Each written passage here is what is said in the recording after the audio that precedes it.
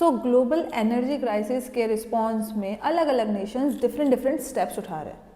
सबसे पहले हम लोग अगर इंडिया की बात करते हैं तो इंडिया ने kitchen first industry later policy निकाली है। मतलब किचन में पहले पहुंचना चाहिए एलपीजी, उसके बाद हम लोग कहीं और पे देखेंगे। एलपीजी प्रोडक्शन पे इंक्रीज किया, उस पर पॉलिसीज बनाई कि इसकी इन नेशन प्रोडक्शन हम ज़्यादा कर पाए।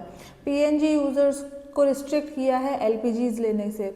एनर्जी इंपोर्ट्स डाइवर्सिफाई की है, 27 कंट्रीज से जो होती थी वो 41 कंट्रीज से कर दी है। And as a buffer strategic reserves और रशिया के ऑयल को रखा। सेकेंड आता है चाइना पे। चाइना ने फ्यूल के एक्सपोर्ट्स को बैन कर दिया है, फोकस डोमेस्टिक स्टेबिलिटी पे फोकस कर रहा है एंड प्रायोरिटाइज कर रहा है इंटरनल एनर्जी सिक्योरिटी को। Now we comes to Japan. Japan में largest ever emergency oil release किया गया है और 15 डेज का रिजर्व इंजेक्ट किया है इनटू मार्केट। श्रीलंका में QR based national fuel passes बनाए जा रहे हैं। वेडनेसडे को वीकली पब्लिक हॉलिडे डिक्लेयर कर दिया है। यहीं पे पाकिस्तान 4 डेज वर्क वीक कर दिया है और 50% मैंडेटरी वर्क फ्रॉम होम कर दिया है। बांग्लादेश में रोलिंग ब्लैकआउट्स डिक्लेयर किए हैं फॉर 5 आवर्स डेली।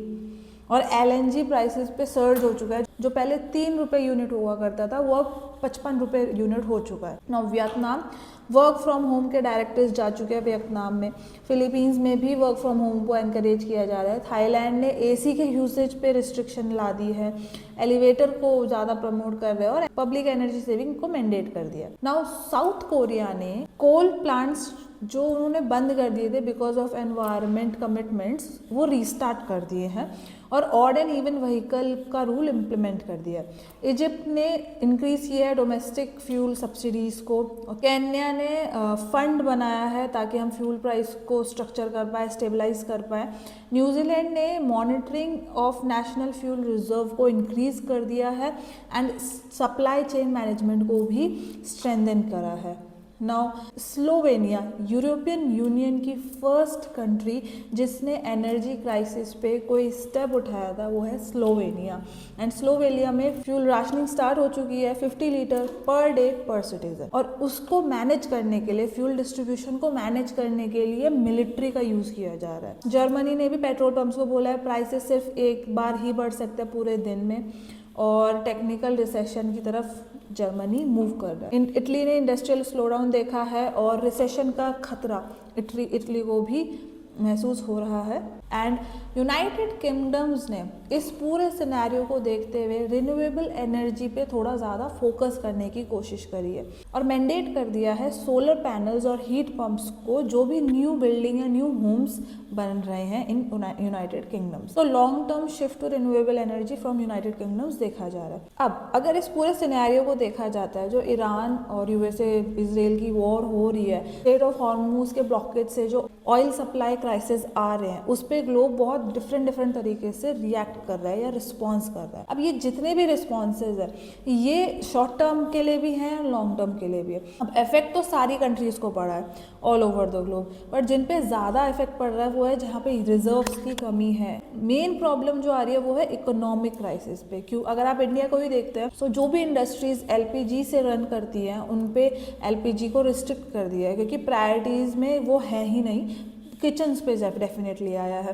अब इन किचन में तो चलो हम लोग सर्वाइव कर रहे हैं, थैंकफुली गवर्नमेंट ने इस चीज़ को मैनेज कर लिया है। अगर हम देखें ये चीज़ लॉन्ग टर्म जाती है तो आप इंडस्ट्रियल कितनी ज़्यादा प्रॉब्लम आ सकती है, डिक्लाइन देखने को मिलेगा और इवन इकोनॉमी पे भी फ़र्क पड़ेगा।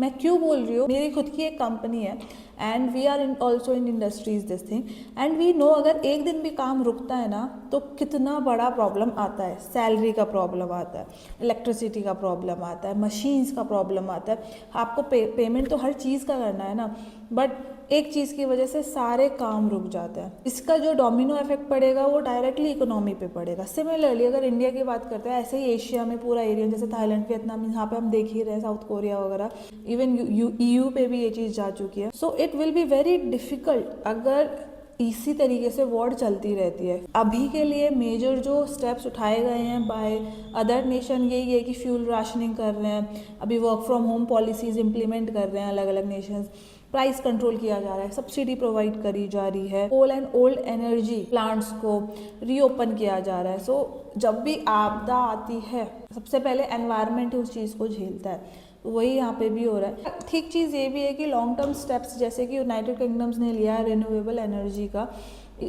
लॉन्ग टर्म रिन्यूएबल शिफ्ट का, वो भी अब बहुत ज़्यादा तेज़ी से बढ़ना शुरू हो जाएगा। उस पर भी अब ज़्यादा फोकस किया जाएगा। मतलब सिर्फ एक छोटा सा स्ट्रेट ऑफ हॉर्मुज इतनी बड़ी चेन को डिस्टर्ब कर सकता है, इतनी सारी इकोनॉमीज को, नेशंस पे रिसेशन का खतरा मंडरा सकता है, एनर्जी क्राइसिस ला सकता है। So it's a big thing जो अभी हो रहा है एंड होपफुली ये जल्दी से जल्दी बंद हो जाए। We will definitely hope this thing only.